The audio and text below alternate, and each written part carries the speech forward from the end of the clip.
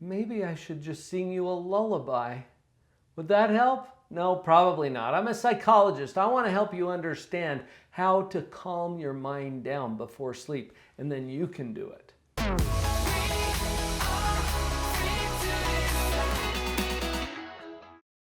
Let's take a look at the 4 main culprits that disturb your sleep, and then we'll come up with a strategy for each one. The 4 culprits that disturb sleep the most are alcohol, caffeine, blue light, I know, surprising, right?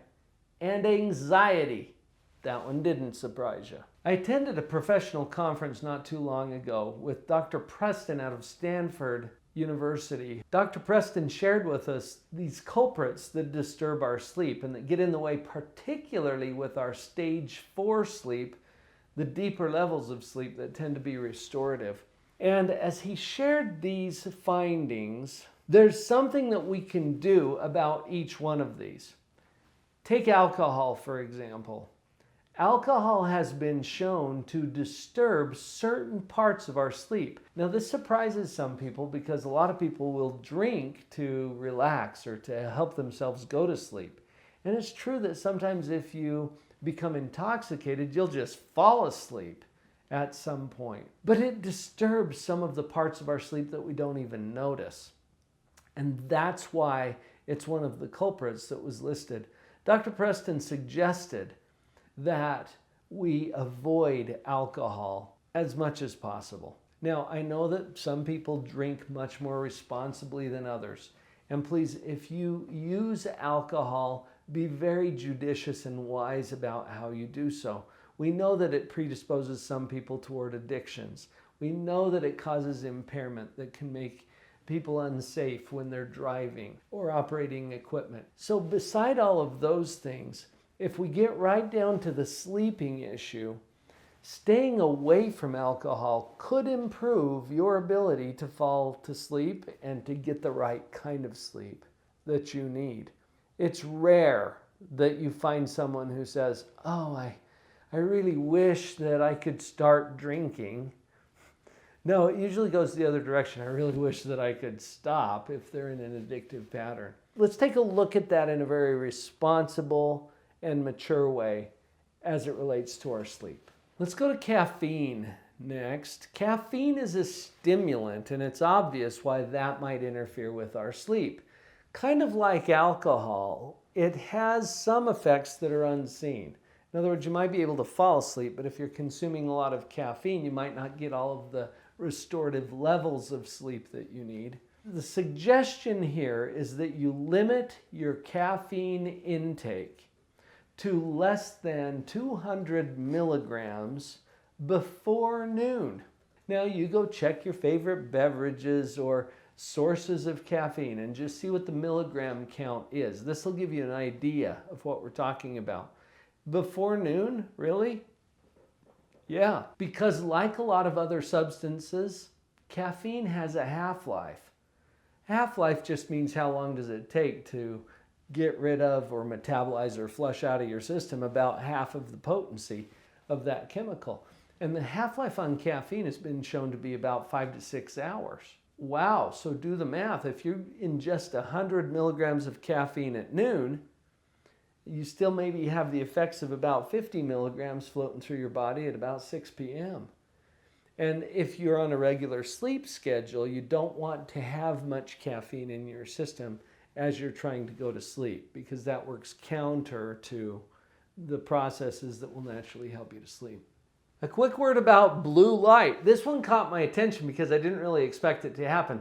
But the kinds of light that are emitted from screens are actually counterproductive when we're trying to sleep. Our body is wired in this way. There's some organisms in your retina, for example, that are tied into your thalamus, one of the glands of your body. We call it the retinothalamic response, where certain things are triggered to either get you more wired up or calm you down for sleep. And different wavelengths of light have different effects. The findings are showing that the kind of light that comes out of a screen, like a computer, a tablet, a smartphone, are the kinds that are counterproductive toward our sleep.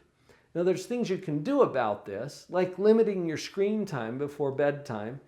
You might try a good old-fashioned book once in a while read by a lamp, as opposed to reading something off of your screen or viewing videos or playing games, which have become more common, of course, in today's culture, in the information age and the availability of all of those devices. Limit your screen time. You probably don't want to have much screen time at all within an hour of going to sleep. See if that helps. And there's also some lenses that can help. Glasses that you can wear that filter out certain wavelengths. Check around and see what you can find along those lines. That could help as well. Now let's get to the last one. Anxiety is probably one of the biggest culprits to disturbing our sleep, and it's because we can't turn off the mind.